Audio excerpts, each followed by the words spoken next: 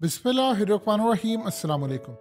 अफ़गानिस्तान के अंदर बहुत बड़ा माशी मुआवजा हुआ है। इतना बड़ा माशी मुआवजा हुआ है कि दुनिया के तमाम इकोनॉमिस्ट जिन्होंने प्रेडिक्शंस की थी, पेशन गोइयाँ की थी, एनालिसिस दिए थे, वो सब के सब फेल हो चुके हैं। टोटली सब फेल हो गए हैं। और देख लीजिए, अमेरिका को शिकस्त देने के बाद अफ़गानिस्तान की करेंसी इस वक्त छा गई है। सूरत हाल ये पैदा हुई है कि एक तरफ पाकिस्तान की आप हालत को अच्छी तरह जानते हैं कि हमारे मुल्क का मामला क्या है, और दूसरी तरफ आप ये देखिए अफ़गानिस्तान के न्यूज़ चैनल टोलो न्यूज़ की खबर, उसमें उन्होंने बताया है कि काबुल के अंदर मनी एक्सचेंजर्स जो हैं वो कह रहे हैं कि इस वक्त हमारे मुल्क में एक अमरीकी डॉलर 72 अफगानी के मुकाबले में आ चुका है। अंदाज़ा कीजिए ज़रा, ये इतना बड़ा इनकलाब है, इतना बड़ा इनकलाब है जिसका आप अंदाज़ा नहीं लगा सकते। इसको गूगल भी अभी अपडेट नहीं कर रहा, क्योंकि इस सूरत हाल में आप अगर देखेंगे तो अफ़गानिस्तान की इकॉनमी के बारे में, उनकी करेंसी के बारे में, उनकी माशी हालत, वहाँ अमन के बारे में कोई दुनिया का मीडिया गुफ्तगू नहीं कर रहा। इमेजिन कीजिए, अमरीकी जब निकले थे अफ़गानिस्तान से तो उस वक्त 83 रुपए की करेंसी हो गई थी, और उसके बाद चंद दिन के बाद तकरीबन 110 के करीब अफगानी हो गया था, यानी अफगानी 110 का डॉलर हो गया था। पाकिस्तान में इस वक्त ओपन मार्केट के अंदर 330-35 का है, लेकिन ये सूरत हाल पेश आई थी। अब अफगानिस्तान के अंदर तालिबान ने सबसे पहले काम ये किया कि उन्होंने कहा कि यहाँ पर फॉरेन करेंसी बैन है, जितनी ट्रेड होगी हमारी अफगानी करेंसी के अंदर होगी, लोकल करेंसी में होगी। उन्होंने हर तरह की पाबंदी आयद की। पहले डॉलर की वहां पर ट्रेड होती थी, उन्होंने इसको भी रोक दिया।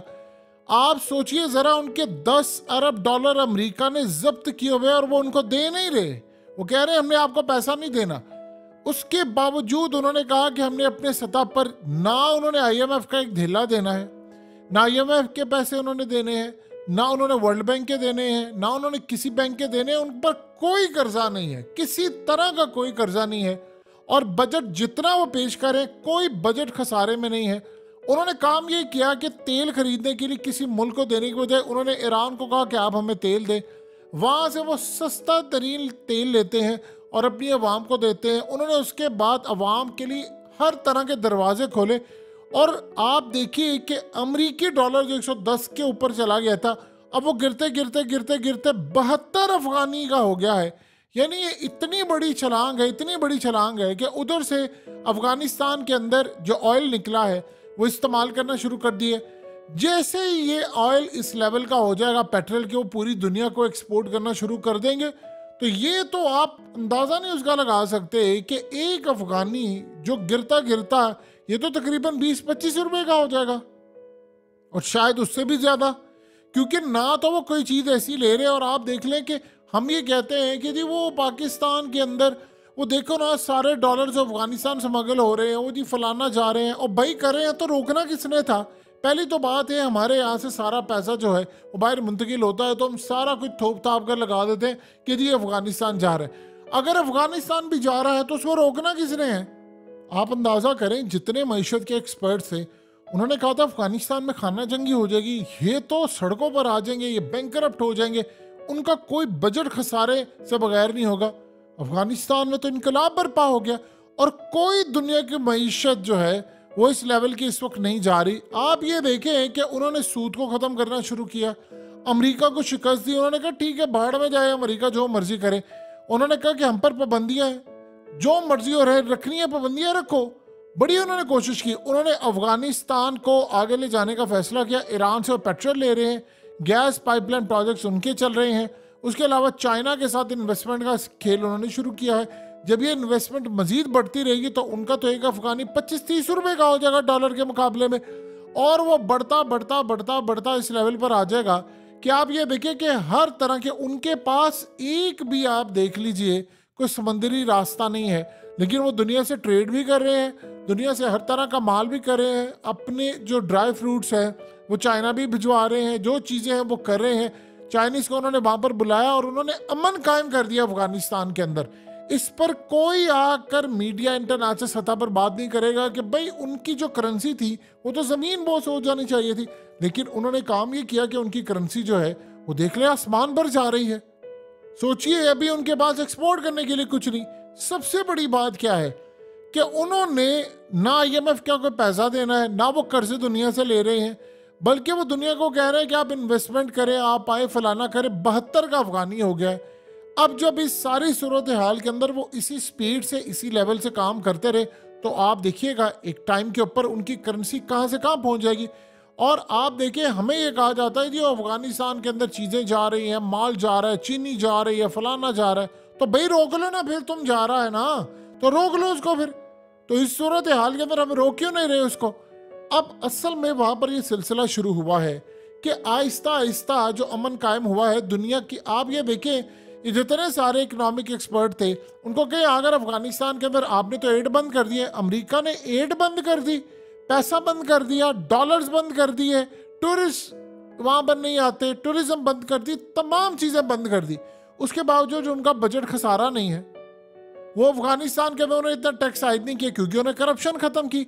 उन्होंने सबसे पहले आकर जो प्रोटोकॉल्स थे उनके, वो गाड़ियाँ थे, वो फलाना और ये वो सारा कुछ ख़त्म किया। जो उनकी फ़ौज को बजट मिलता था वो उन्होंने वैसे ही ख़त्म किया, बदरी फोर्सेस को उन्होंने दिया। और ख़ुद जो उनके लड़ने वाले थे वो आप खुद तो वो लड़ने वाले थे, वो खुद ही फौजी हैं सारे।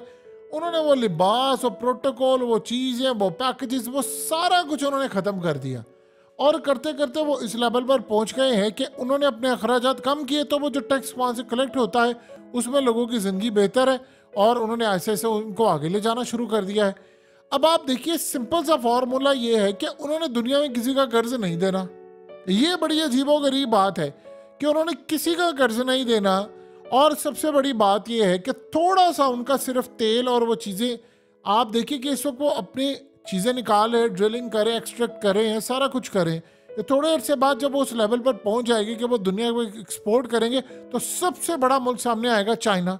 चाइना को और क्या चाहिए। देखिए सी पैक चाइना ने क्यों शुरू किया था।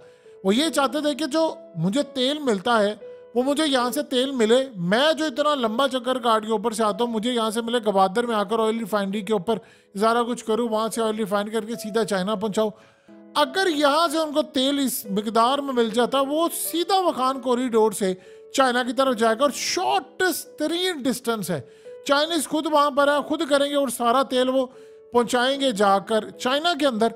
आप बताइए कि उसके बाद चाइना की मैशत ऊपर जाएगी जाएगी।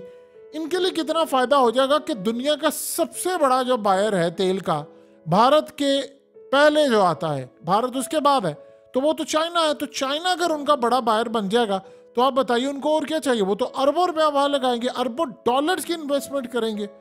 यानी ये इतनी बड़ी सूरत हाल है। फिर उसके बाद वहाँ पर रेयर अर्थ मिनरल्स जो है, जब आप खौफ के बुत तोड़ते हैं, आप कहते हैं कि जी हमने अमेरिका को खुदा नहीं मानना, तो रास्ते तो आपके लिए खुलते हैं।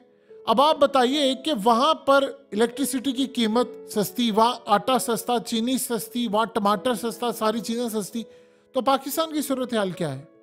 हमारे यहाँ पर बिजली महंगी, आटा महंगा, गाड़ी, तमाम दुनिया की चीज़ें महंगी। उन्होंने वहाँ पर टैक्सेस आयद ही नहीं किए हुए। उन्होंने कह दिया आवाम को रिलीफ देने के लिए काम कर रहा है। अब आप बताइए जिस मुल्क की करेंसी मजबूत होगी तो इंटरनेशनल सतह पर जो इन्वेस्टर होता है वो उस मुल्क की जानिब रुख करता है।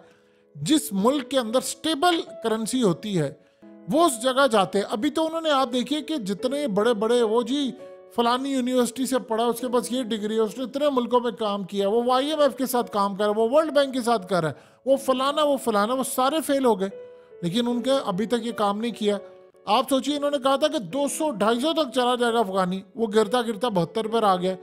और इसी तरह चलता रहा तो वो अनकरीब आप देखिएगा वो इतनी मजबूत करेंसी उनकी हो जाएगी कि पाकिस्तान से लेकर दुनिया भर के अंदर एक वक्त ऐसा था कि कभी ज़िंदगी में पाकिस्तानी अगर 100 रुपया लेकर चले जाते थे अफगानिस्तान के अंदर, उधर पाकिस्तानी करेंसी भी चलती थी, उधर ईरान की करेंसी भी चलती थी, तो जब पाकिस्तानी चले जाते थे तो वो चटाई बिछा लेते थे।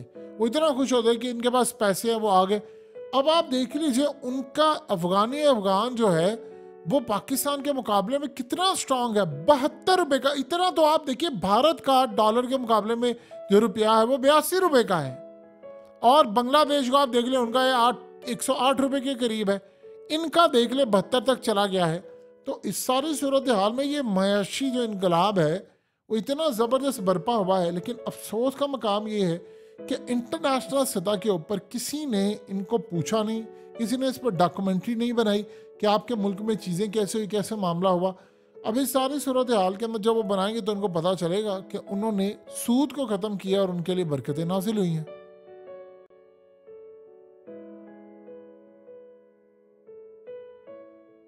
हकीकत टीवी को सब्सक्राइब करना मत भूलें, वीडियो को लाइक करें, शेयर करें और कमेंट सेक्शन में अपनी राय का इजहार ज़रूर करें।